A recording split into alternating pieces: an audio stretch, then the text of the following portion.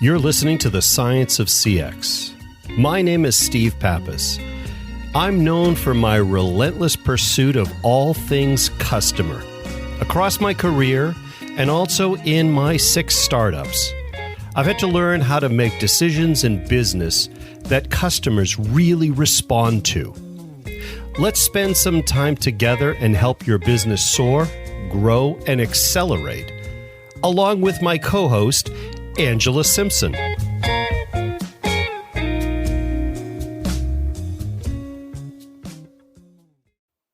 Well, welcome everybody to another episode of The Science of CX. I'm Steve Pappas, your host, and with me, as always, the lovely Angela Simpson. Angela, how are you today? Hi, Steve. You know, I'm having a great day, but honestly, I'm a little confused. Why? Before my workout this morning, I was looking up about our guest today, Mike Rosa, and I ended up on a website called Anabolic Aliens. What does that have to do with the science of the customer experience? That's a good question. Well, let's at least welcome Mike to the show. Welcome, Mike, to the show, since we're going to be talking about you behind your back now. Thanks for having me on, guys. So, it's kind of interesting because as everybody that listens knows that out of all of these episodes in season 1, everybody has been carefully handpicked.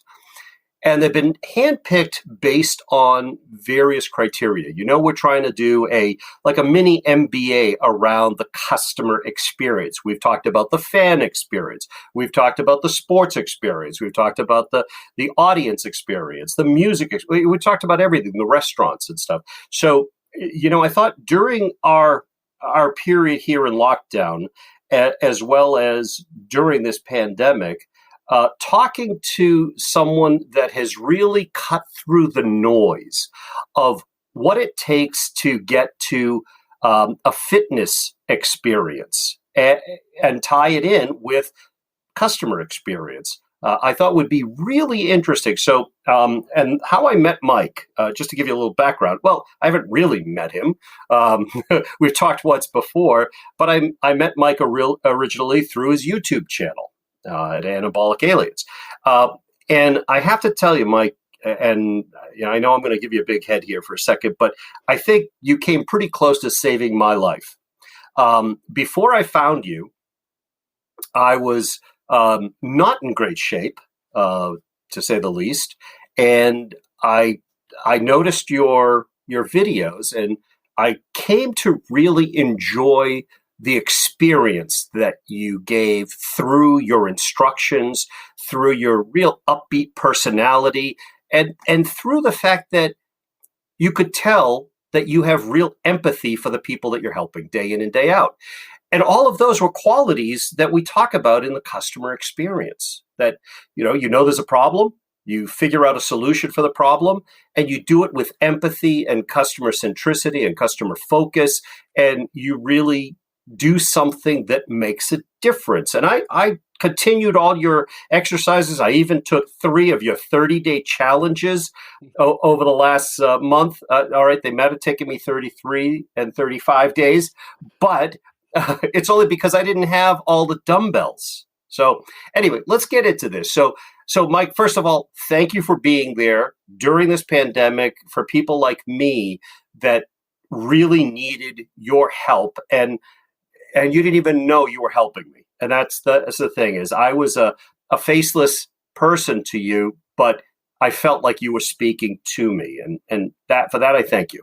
Well, thank you so much for all the kind words. And it really means a lot to me hearing that, because from the very beginning, I wanted to just share something I loved, share something I was passionate about, and help other people experience that exact same feeling. So exactly what you're telling me is the exact same feelings that I first experienced when I was getting into fitness, when I first did my first program.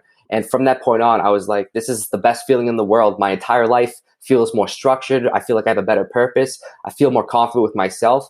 And I put out videos to try to help every single person I could think of in all different types of scenarios feel exactly that. Then COVID hit, and exactly people who needed specific requirements for their fitness, I already had the content there, and colliding with that and helping people without even knowing really was the coolest thing in the world to hear all this feedback from people exactly like you just said, and it means the world to me. Yeah, and it's kind of interesting because it almost felt to me like naturally you designed an experience, right? That you were designing a fitness experience that you know I could start from the couch, the proverbial couch, and actually end up doing your 30-day challenges, and I did a bunch of them, and I'm going to continue your new one that's coming on too. But really from a customer experience, this is such a strange way of approaching customer experience, but it really felt like you put a lot of design, thought, and strategy into who my audience is. How did you go about thinking about who your audience was so that you could further develop that strategy to give people a fitness program that you may not have met that's going to work for them? Yeah, so one of the main reasons I actually started Anabolic Aliens and started releasing a lot of videos was because I heard a lot of feedback from the community as I was getting more involved with it. People like, I don't have these dumbbells, I don't have a resistance band, I don't have a gym, I don't have an hour of time. I have a very specific scenario, and I have no motivation because there's no content out there to help people with their scenario. There's like, you have to be in the gym for 2 hours or you'll never look this way. You have to do something this way or you'll never feel happy about something. You know what I mean? There's so many different, I call them excuses, because I wanted to be able to offer the solution for all of those problems. So the way I really thought about the experience for people who are following me was, if someone's at home and only has one set of resistance bands, I can get them the best workout possible with what they have available to them. And what also, I do these quick 5-minute routines, and they can be used as finishers. If you only have 5 minutes, they're so much better than doing nothing. Or if you really want to maximize the volume, you do multiple rounds, and then you have a whole full workout, and I design each workout so it's hitting the entire muscle. So I originally started with my 5-minute at-home workout series, which was designed for anyone who works out at home, doesn't have any body weight, doesn't have any equipment, and was looking to put on muscle mass and get in shape, and literally had zero equipment available to them. So I made all types of routines that you could do right from your home without any equipment, that were intense, that brought energy, and I made sure it was a fun process. And it was different than what anyone else was putting out there. From day one, I was always about putting content out there that was relevant versus popular. And that's what really helped me kind of grow into my whole system of, okay, I did all these bodyweight routines. Now people who only have dumbbells at home, people who only have resistance bands at home, people who only have a kettlebell at home, people who only have a barbell. So I hit all these different types of scenarios, and then I wanted to make as much content as possible to give them the best workout possible for whatever their style was and whatever they had available to them at that point in their life. Yeah, and you kept it real. Honestly, in all of the videos that I went through, and I went through a ton of your videos. The 30 days, I went through 3 programs of the 30 days. So that was 90 videos. And then I did all your 5-minute, all your 8-minute, all your 10-minute. And it was kind of funny because when I started, I didn't think I could do any of them. Mm-hmm. You're so much better than you think. Everyone thinks that. And it's like, that's why I started, especially the 30-day series. Like you said, it's the experience. And I build it from a progressional standpoint. So anyone and of all experience levels can do those, because you go at your own pace. And then you keep progressing with me as you keep going at your own pace. So you're always getting to your next level. It's fun. Yeah. And there were a couple of times, honestly, where I remember when we did our pre-call, I said, day 20 was a killer for me. But you know what? I pressed through it. Exactly. I kept going, and you motivated me so much, even though you were speaking to me or someone like me, but you motivated me enough to say, okay, I'm not doing it. And I changed my lifestyle around for it. So, when I do them, and I do them here, almost in my studio, it's like a 6-foot by 6-foot area. And, if I show you the floor, you'll see the dumbbells on the floor. You'll see the resistance bands on the wall. And it shows you can do anything with whatever you have available to you. Everywhere. I even, put some carabiners on. I did the things necessary to kind of get back into shape. But what I mean by you kept it real is, as you're going through these exercises for us, there are times where you've got to kind of shake it out and stop for a second and take that 5-second rest. You're built a hell of a lot bigger than the rest of us and in much better shape. But, if I'm using the same weights and I see you're gassing out in between, but you keep going, it got me to keep going. Hell yeah. And that's exactly what I really wanted everyone to feel like as well, because I'm pushing myself hard during these workouts with everyone who's following along. And I always get comments saying, are you faking that? Are you just acting? And no, I'm literally dripping sweat on the floor. And I never wanted to preach perfection. I wanted to preach getting better. And Yeah. that's exactly what it's about. So let me just get back to basics here. So you're the founder and owner and CEO of Anabolic Aliens LLC, which has massed over 1.5 million audience reach with more than 750,000 YouTube subscribers, achieving almost 100 million views. I mean, that alone is an astounding fact. And then you said, well, I'm not stopping there. You created an app. And I have your app, and I paid for the app. Don't worry. Thank So you. everybody should know I paid for the app myself, and it's called Exerprise, Exerprise, and that trended at #1 in the new health and fitness apps. But it's a great app, and I realize you have a degree in nutrition from the University of New Hampshire, and you've broken records, and won best lifter in Massachusetts for powerlifting, and been on an episode of Man versus Bear, and you've done a lot. And you're a young guy, but you're growing an empire here too. And what's interesting is that you're staying humble about it, right? That your success is not changing you, because that translates to us. The customer experience always tends to notice those things, because we always say in customer experience, we notice the upswing and we notice the downswing, and as long as you keep it at that same level, I think the sky is the limit. And I'm urging everyone, because I use the app, and honestly, it's the easiest way to generate a workout for the body parts that you're trying to hit. It's like a no-brainer, and it talks to you. And it counts for you, and it tells you when you're ready, and tells you when to rest, and you don't even have to think about half of this stuff. So, I could see you're building a great empire here. But tell us where the tipping point was for you. I mean, you started. Did you start out with the videos and then moved on? And how do you decide to now do an app? And what's the thought process that gets you to that tipping point to say, let me reach out to more people? Yeah, absolutely. It really started. I did YouTube in the very beginning. July 2nd, 2014 was my first video. And it began really as just a hobby. There was no business involved. It was more, this is a hobby. I'm a full-time college student, and I just love what I do so much. And I want to literally help as many people as possible just feel that exact same feeling that I feel. So I just consistently released videos. And when 2 years went by, there was absolutely no traffic. I released a video every single day for a week, every single week for every week for that 2-year period. So I never missed a week of uploading a video, and there was really zero return on it. It was a ton of time, and there wasn't return other than I loved doing it, which is why I kept doing it. And then eventually, a couple of videos of mine went viral.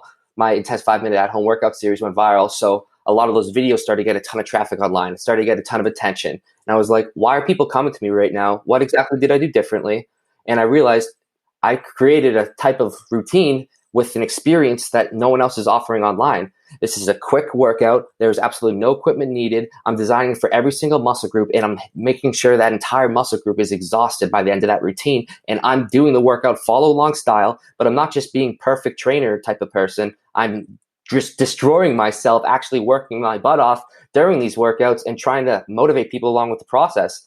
And I've looked, there's no one really doing that exactly the way I'm doing it now. And I built off that style. So this series went viral. Okay, what's another niche that is following this kind of same experience? And then I started doing dumbbell only, barbell only, kettlebell only. And that's really when everything started design behind how I wanted to formulate my channel, and it became more of a business. People are coming to me for this reason. I need to give them this type of content. And that's how I built my audience. And then it really realized with me that this isn't my business. This is YouTube.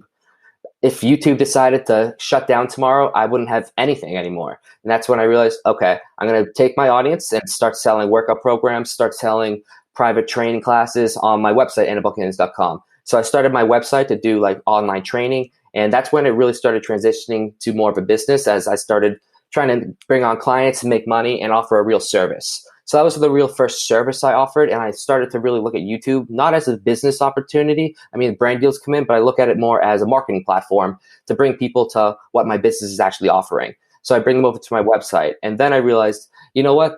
Tech is going crazy right now. There's a lot of developments happening. There's already a ton of established websites. I need to do something different. And I realized this is what brought my YouTube a ton of attention. And I can create an app that is going to do the exact same things that my YouTube channel got popular off of, but even in a more convenient way. So I started pursuing that type of technology, and then I created the first ever workout app that you choose your muscle groups you want to work out, the equipment you have available to you, your choice of time intervals or sets and reps, your workout preference, and then actually how long you have available to you, all the exact factors of why people were coming to my YouTube channel. And then I made it in a 4-step click process. Boom, generate your workout. Within seconds, you have a workout to follow along with right from home, from anywhere you are. Perfect. Well, we're gonna have to take a quick break for a word from our sponsor, but we'll be back in 45 seconds. Panviva has 25 years of empowering customer service, and we have deep expertise in how people actually use information from our roots in learning and performance. We offer accurate, consistent information on demand to every channel, most relevant knowledge at your people's exact moment of need, integrated, streamlined internal processes, systems that deliver memorable and remarkable customer experiences that boost customer attention and loyalty every time, and knowledge that extends across your entire digital landscape. To learn more, visit Panviva at www.panviva.com. And we're back talking to Mike Rosa, who's the CEO of Anabolic Aliens. And we were talking about your app, Exerprise, just before the break. And what's interesting that I find is the app allows you to feel like you've got a trainer built into your phone, right? That you can custom build a workout routine as the trainer would, that you'd go to the gym, which none of us have gone to the gym, and have a custom routine so that you really hit the muscles from the different angles that you want to hit them, and you exhaust them to that point, and you really provide the right thing. So what my point is that the app experience that you designed, I think, is brilliant. And, you know, I mean, if people haven't figured out that I really like working with your stuff by now, they're never going to figure it out. But, so let me put my 2 cents in then. I had not worked with it yet. Steve was telling me about your experience probably a couple months ago, but I had a program that I was already working, so I didn't want to switch over yet. So just while we've been interviewing today, I have opened up your app and click, click, click. It is so easy to use. I'm really impressed. There's not that intimidation factor that I think a lot of people still continue to avoid anything they don't know in workout, or may not even want to attempt to work out in the first place because they're so overwhelmed. I don't know what muscle group. I haven't bought any equipment. I don't know what I'm doing. Your app, that Exerprise app, it is just a simple, here's what I know, here's what I want, here's what I've got. Now, give me a place to start. It's really impressive. I like it a lot, Mike. Thank you very much. Yeah, I wanted it as quick and effective as possible. Take away the process that people have to think and just get results. Yeah, and that's why we talk about it, because we talk about experiences of all types on this podcast. And while it's not the typical customer journey mapping thing that we would talk about, or the customer analysis, I know data goes into this. So maybe what we could do is kind of transition a little bit into how do you get the feedback to enhance these things, to enhance your programs or your app itself, and where do you get the data, and how do you treat data to be able to do better? Yeah, it's actually the exact same process of how I make YouTube videos. And I listen to what my audience tells me that they're looking for. I try to fill the problem areas and then offer the solution. That's how I create content. And then also that's exactly how I develop more features for the app. I realize there's so many ways that we can improve. There's no one way for fitness, really. Like, anyone who claims perfection is trying to just sell you a product, where realistically everyone is in a different situation. And so there's so many different features. There's so many different ways that you can target different people. And I use the data basically from if I don't have medicine balls in my app and I'm getting a lot of people saying they want medicine balls in the app, I'm adding medicine balls as quick as I can to the app. Or reasons like before there was no nutrition element in Exerprise. It was all workout based. So we did a lot of development and we created the first ever meal prep generator that you can generate a full day's meal plan for you to tailor your calories and macros in seconds, using the exact same experience process of making it as convenient and easy, and you don't have to think about anything. We have the calculators do everything for you. So it really comes back to the audience telling me exactly what they're looking for, and I just listen. I've listened to my audience from day one, and it's really helped stir me, it's put me in the position to be successful in every time I've made the decision, because it's like, I'm not going to make content trying to do what's popular when popularity dies off. I'm going to do content that people are actually looking for and make features that people actually are going to use to help benefit them. And they're going to continue using them, and they're going to tell their friends about them. And then I'm going to learn from their experience. Damn, I wish it had a share feature. Okay, we're dropping a share feature next week. And then we use the data based off, honestly, how many people are using certain features, how many things are getting shared, how many people are on this video, what type of content is that, and then really analyzing exactly what data really means for me. It's not as traditional, I guess I'd say, in the point of data, but I use the data to kind of make decisions on what exactly is my next move going to be, because people are asking for it. Well, let's analyze that for a second, because on the podcast we've heard from a number of experts, CX experts, that talk about the voice of the customer. Mm-hmm. Right? That they either survey the customers, they gather data about what the customers like, what they don't like. They look at focus groups. They look at all types of data and verbatims. Right? The verbatims are what are they saying, not did I like it on a scale of 1 to 10. Right?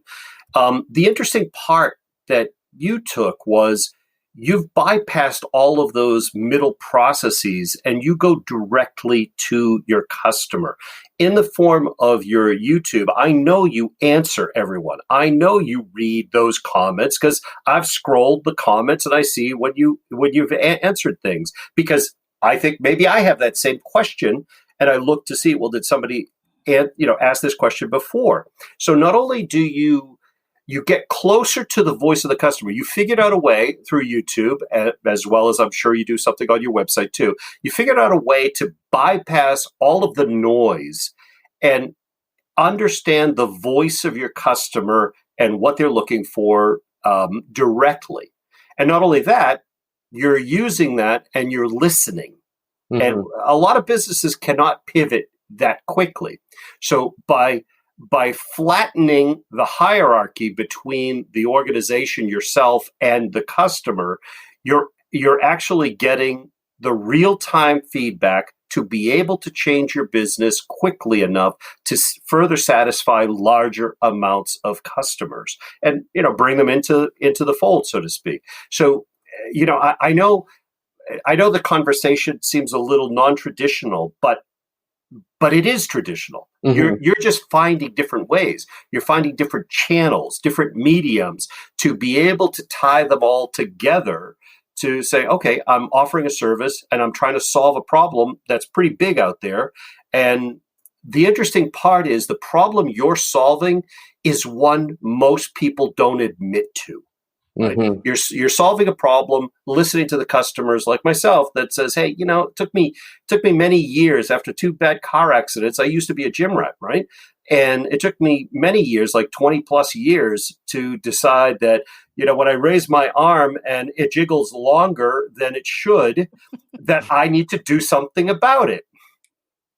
And I got to tell you a funny story. For a while there, I was having this recurring nightmare. And this is me telling people too much, but I was having this recurring nightmare, and it was the day I pass away.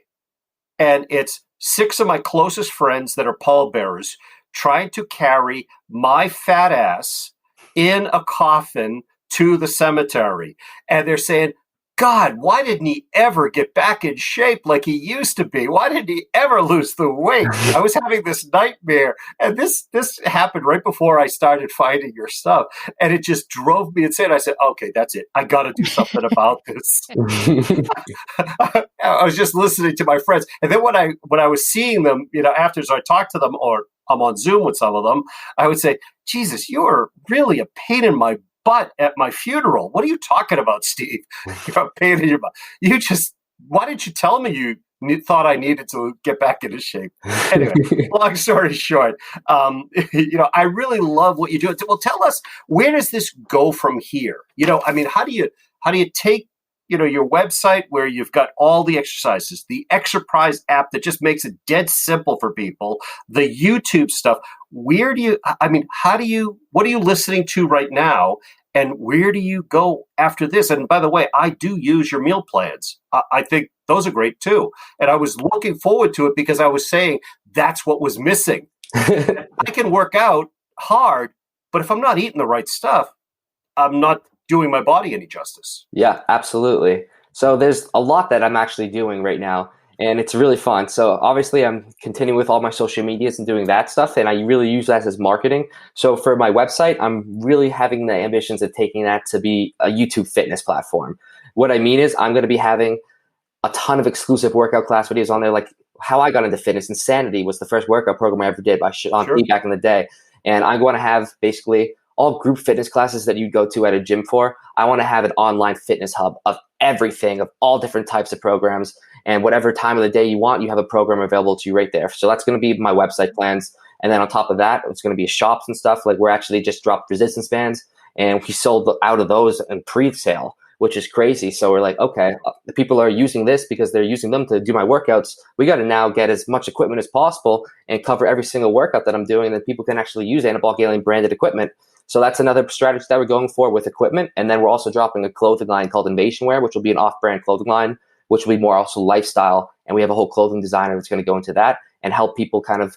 One of the things I've really gotten into lately is the mental health side of things. I've been really active publicly promoting that not enough people are happy, and I want more people to be happy and confident. And that's what fitness did for me. And even if necessarily fitness specifically isn't that driver to that happiness and confidence, maybe it's clothing or something like that, and you feel great when you wear this great pair of clothing. So that's something I want to get into with that kind of motivation. And then regarding the whole development of the app, so the app is we're actually creating multiple subsidiaries of Anabolic Aliens. So Anabolic Aliens is going to turn into a corporation. Then we're going to have Invasion Wear as a subsidiary. Exerprise is going to be officially a subsidiary. And then also we're dropping a protein bar company, Cannabis Infused, which will be, the name is a little up in the air right now. We're just going through some legality aspects, but we're going to be having a whole cannabis infused protein bar company line. And that's going to be basically a superfood type of thing where we're deriving specific ingredients from the cannabis flower with specific health purposes regarding specific formulas that we've been deriving from. So that's going to be a really exciting path, but Exerprise is what's really going to be taking off into a whole new direction. We're coming out with a calorie counter. So basically putting MyFitnessPal into our app, but making it better. We're going to be integrating with the health app, with the Apple Watch. And we're also going to be dropping a ton of new features. Like we have a whole self-defense trainer system coming out. We have a lot of ideas where we're going to be actually introducing gamification to get people actually able to earn through their own fitness, and a ton of ways to actually bring technology to the next level. So basically what we're doing in the next couple months is kind of going back to the basics. Actually, we realized for Exerprise, we developed a lot of new technology that's never been out there before. So now we're going to actually use what's been successful for some other companies, put it back into our app based on what people are using, make it better as we also do all of our innovative creations.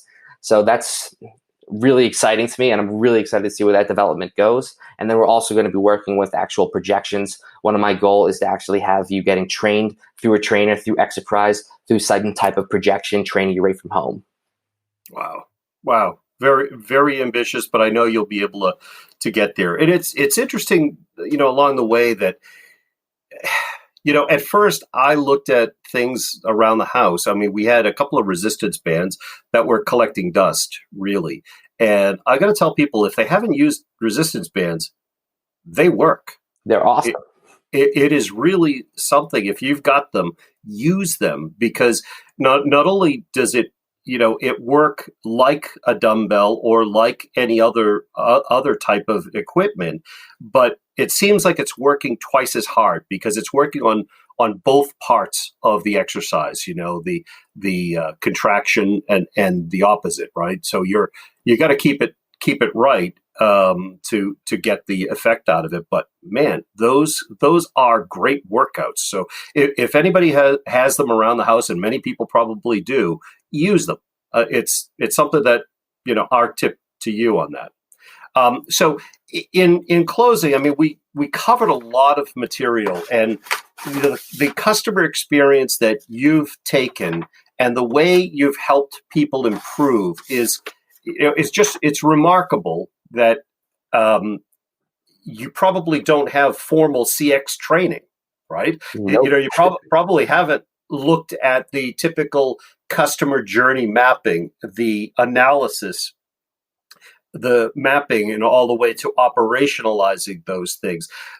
But it's interesting that you figured it out on your own, that you figured out exactly what to do to be a great customer focused and a customer centric organization, which came out of a hobby, which is probably a great way to start something. I mean, a lot of small businesses and startups, they start out that way. I remember one of my first startups started out from a hobby, and it turned into a $12 million a year company in about 3 years. But it was a hobby, so it stayed fun for me. Yep, that's the best part of it all. Mm-hmm. If you're able to do it, you're never working. And your customers love it too, because you always have a smile on your face. You're always treating them as if they're the most special people out there. So, just in closing, Mike, how did you figure all of these things out? I mean, I know you talked about just listening to the customer, but there's got to be something inside of you. Was there relatives in the family that had business? I mean, do you get mentored at all, or I'm just wondering. Yeah, well, to be honest, no. I've actually always just done things the way I believed from the start. I kind of never really followed any other business direction. I've never really had people mentoring me in any way, actually. This is what I think I can do. This is what I envision. I'm going to get there. So I just work and work and work, and I learn and learn and learn, and I listen and listen. And I think not enough people kind of give it the time to be able to actually grow. Like, I was releasing every single week for 2 years straight before I even saw a fraction of traction. So it was a whole consistency process. And that's why I tell everyone who's getting into stuff that they love to do, but wants to live off it, you have to establish your consistency, and then you work on your quality, and then you work on your quantity. It's funny that you originally found the 30-day series, because those actually started with one, I work out all the time myself. I wanted people to be able to follow something daily with me to get them into the habits of working out and having a routine that gets them actually after the 30 days more motivated to continue something after the 30 days. I know a lot of people aren't going to start off motivated in the first 5 days. And that's why I make them relatively light, while still intense. Like, I don't make them, you're going to die or whatever, but we get progressively harder over the whole 30 days. And then the whole point is that you enjoy the process. You actually see results because you have proper progression, and then you are going to get addicted to the best feeling of your life, that you're seeing results and are confident. And that's kind of sparking a whole new sense of your journey. And that's getting a lot of people locked in with my style, because they love it. They love it themselves. It's not necessarily even love me, which I do appreciate everyone who does, but like, I want them to love themselves, because they're just going to continue getting better and better. And that's exactly what I preach. And the reason I actually did the 30-day series originally, and why I brought this up, was because it was a content strategy for me. I am huge on content. And I was like, right now I'm releasing 2 times a week on YouTube, 2 to 3 times a week on YouTube. I have this many subscribers. How do I get them to engage with my content every single day? And how do I release more content than all of my competitors? Boom, 30-day series with proper progression, knowing they'll get results, and having fun doing it. Yeah, no, very interesting, because, well, you've got a customer with me for life, because I'm going to keep doing it. But I'll tell you, from a, let's call it a fan experience, because, right now I'm operating like a fan, is that when I did the 30-day experience, it was an experience. But you know what I was worried about? What happens after 30 days? I was worried about that. And along the way, like day 26, 27, you said, hey, on day 30, I'm going to tell you what you guys do after this. And you satisfied the need. But, and as I was getting towards the end, I was like, I don't want this to end. And I don't want to just do it again, because if you start back, on day 1, it's the lightest. Right? Mm-hmm. It's the entry point. It's when you just got off the couch, and you want to go to like another. I'll tell you, the 30-day challenge and series is by far one of the things that hooked me in. That's awesome. Because I was doing a lot of the individual ones. I was doing, I do, your biceps, your triceps, I do your chest, I do the back, all of those. But what brought it together was something that made sense in my head. It finally made sense when I could see the goal that you laid out in front of me, this 30 days that was going to progress. I was going to get better. I was going to get stronger. I was going to be able to do more. I moved up in weights, after day 10. I moved up in weights after day 20, and I didn't want it to end. So from an experience perspective, my hat's off to you. You really did a phenomenal job there. And you got me to the point where I don't want it to end. And I've told a bunch of people, they're probably sick of me saying it, but I've told a bunch of people that, hey, if you're really serious, at least do this. And during COVID, you were there for me. That's the way I look at it, right? That, just like the best restaurants that were open and where I could get things, you were there. So that was even a different experience. Was during COVID, during a pandemic, I couldn't go to my gym. I was stuck. Now, I'll tell you one more thing is that I did try to go back to the gym last week. Mm-hmm. I had a hard time wearing a mask for, the whole time. I lasted about 6 strength machines and I wasn't able to get enough oxygen. Yeah. And I was having a real hard time. So now I'm thinking about just canceling the membership, which I can, and just continuing on your programs. So it's really weird how this whole process has affected us, but I was having a real hard time. I don't know what you're hearing from others. Well, we just got another minute or so. What are you hearing from people that are trying to go back to gyms with the masks? And are people getting used to it? Is it? In my area, people are getting used to it. I mean, It's just not being people who are used to lifting heavier weights, and they just don't find the motivation necessarily as from what the average person I talk to as when they're at the gym environment. But again, if you're stuck at home, there's no excuse. So that's why I try to make it as fun as possible. But there is definitely, personally, I do release all these home workouts, but I'm always preferring to be in a gym just because I love the environment. But if I'm not able to make it to the gym, I have a billion other options I can do to get the same result. Exactly.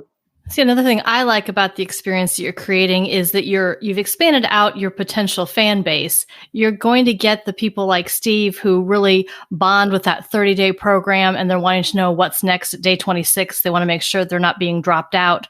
But there's also something in it for a user like me who I have another program that I really like, but it isn't giving me the instruction on the resistance bands, or there may be a particular muscle group that it's not really focusing in on, and I want to do an add-on.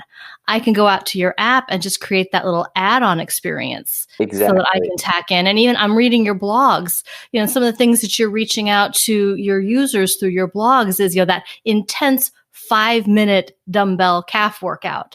It's remembering that you're going to have people coming at you at different points in their lives, at different points in their workout progression, and you're really giving them something to latch onto no matter what end of the spectrum they're coming from. That's my goal. And that's exactly why I wanted Exerprise to be able to have everything. It started off as a home workout app. Then I was like, I need to get this for every person who goes to the gym as well. That's why I release a ton of gym content. I release everything. And I'm actually using the Exerprise app for all of my 30-day series to show the functionality of it. So if you, like Steve was saying, if you didn't want to go back to day one, you have millions of other options that you can do with the app and create your own workouts forever. And then same versus if you want to go back to day one, which is a really cool twist on it. If you did go back to day one for the easier days, think how much better you'll be. Think how much more you'll get. It's like a never-ending process, and you can always keep pushing yourself. It's like you versus you, no matter what, and it's a blast, and there's still a process to do with other people. That's great. All right, so let's tell folks how to get in touch with you. If you want to see more about what Mike's got, I encourage you to go to Anabolic Aliens, ANABOLICALIENS.com. So go to Anabolic Aliens to learn more about everything that Mike is offering, and then on the Play Store and Apple Store, just go to find Exerprise, Exerprise. Look for the Exerprise app, download it. It's free. Like me, if you want to get the expanded version, obviously you can. But I'll tell you, it's a ton of value right then and there, and you'll be happy that you did it. Mike, thank you very much for joining us today. This has been great, a little different for us, but it has been great. Thank you so much for having me on. It's been a blast. Oh, no, this is great. So thanks, Angela, for joining us. Good to talk to you again, Steve. Mike, thank you so much. This has been a lot of fun. Absolutely. It was great meeting you. And as always, everyone, I'm Steve Pappas, your host, and stay safe, stay healthy. And until the next episode, you never know what we're going to bring you. Please take care.